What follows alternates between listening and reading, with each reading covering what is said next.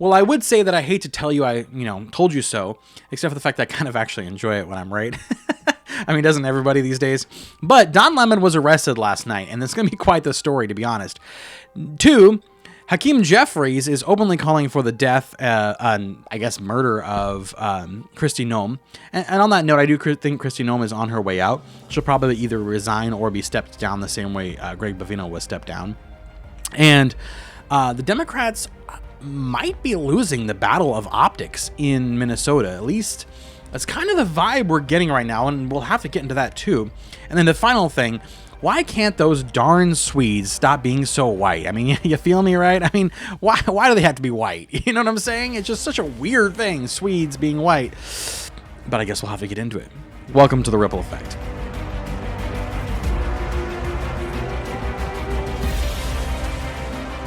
So the first thing is the Don Lemon story. Okay, so Don Lemon was arrested in Los Angeles last night, the 29th, and I guess he was getting ready for the Grammys, which I guess, are they happening tonight?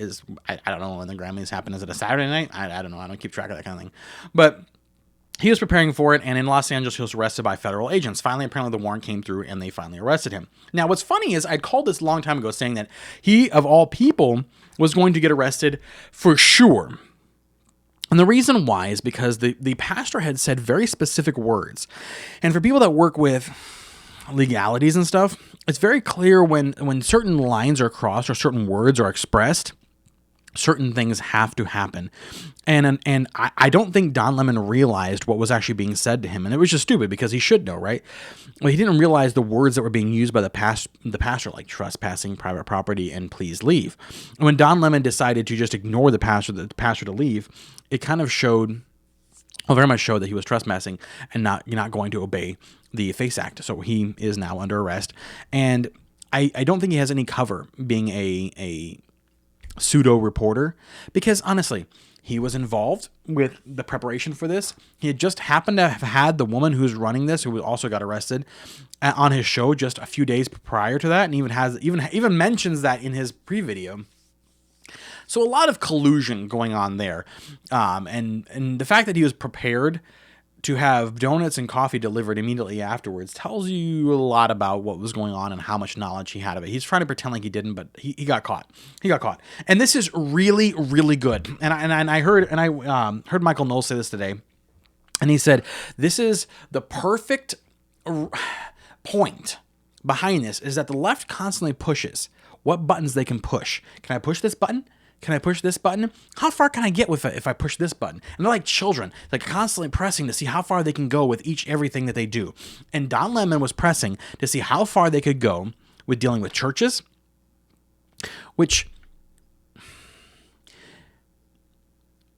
why one? This is a whole different thing, but why one is ICE such a target? As I mentioned yesterday, there was only 40 people so far arrested wrongfully by ICE. 40. So of over 500,000 people, only 40 were arrested wrongfully. Where is this big, huge outrage coming from?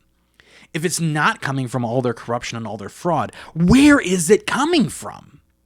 And the fact that they thought that they could go into a church to, quote, protest ICE is just astronomically stupid. It's mind-blowing. And the weirdest thing about this whole thing is the fact that they thought it was a good idea. My printer decided to wake up. And they thought it was a good idea to block people from going to see their children, to getting to their children. Now, one of the most dangerous things in the world is a parent. I'm talking about animals and humans. A parent being blocked from their children. Smart move, guys. You didn't win that optics battle at all. And on that note, it's a good thing he's got arrested, because it shows that you cannot break the law and get away with it. And every single person that's there should be rounded up. And I'm with a lot of the conservative media on this that said we could pick the grandmas up from January 6th that just happened to have stepped inside the perimeter of the building of the Capitol. We can get those guys arrested, but somehow we can't find these lunatics. We can't find these lunatics. No, we can find them. We can find them. It's just obviously not the focus, and it should be the focus. And that says a lot about us, that it's not our focus. Go after these nonsense, because honestly, Trump, most of your support comes from the conservative Christians in our country. So Get your priorities straight. And then Hakeem Jeffries, he had a whole thing where he thought it was funny. And I think he was being cute, but I know that he knows that there's a double entendre there. And he said that Kristi Noem needed to be permanently put on ice. Permanently put on ice. And like I said, there's no way he didn't know that there's a double entendre there and very much implying that she should be killed. And you would say, well, wow, that's not what he's implying whatsoever. That's not what he's implying whatsoever. No. The reason why I know he's implying this is because they've been pushing and ramping up the rhetoric and everything else, calling everyone Nazis. What do you do with a Nazi? You kill them. Duh. That's what we did. Okay? So you call someone's Nazis, you're calling for their death. Same thing that they were doing with Charlie Kirk. Now, you keep ramping all this stuff up, calling Kristi Noem Nazis, calling Greg Bavino Nazi, and going all these crazy things, and then say they need to be put on ice. You are calling for their death. That's what it is. Don't lie and try to change it now. That's what it is. And then I do think that Kristi Noem is going to be stepping down. I honestly do. She's kind of done a horrible job, or at least the visuals are very, very bad. And I think that she'll be stepping down just the same way that Greg Bavino was kind of stepped down, honestly. And if she doesn't remove herself, she'll be removed. Tom Homan is amazing, guys. This guy has served, 5 presidents? I think he started with Reagan. Like, he's been around for a long time. And he's done such good work, and he has such a good heart. And people can see his heart. That's why it's an entire different rhetoric coming out of him going in there. And he has such a good poise about him. And hopefully it continues to go well. And he'll do his job. And it's changing, like I said last time, the landscape of our voting, because we have enough people that are being removed from our country that shouldn't be voting. So that's that. Now, I mentioned all that, and I mentioned Minnesota several times in this, but apparently there was a memo or conversation sent out from the leadership of the Congress that told all the other congressional people from Minnesota to not go to Minnesota. They don't want any more bad optics, and apparently they think that they're losing the optics war, even though they've been trying to blow everything up. And I heard a conservative guy mention this, and it actually makes sense. The reason why they're losing the visual battle is because the people that have been killed by ICE are white.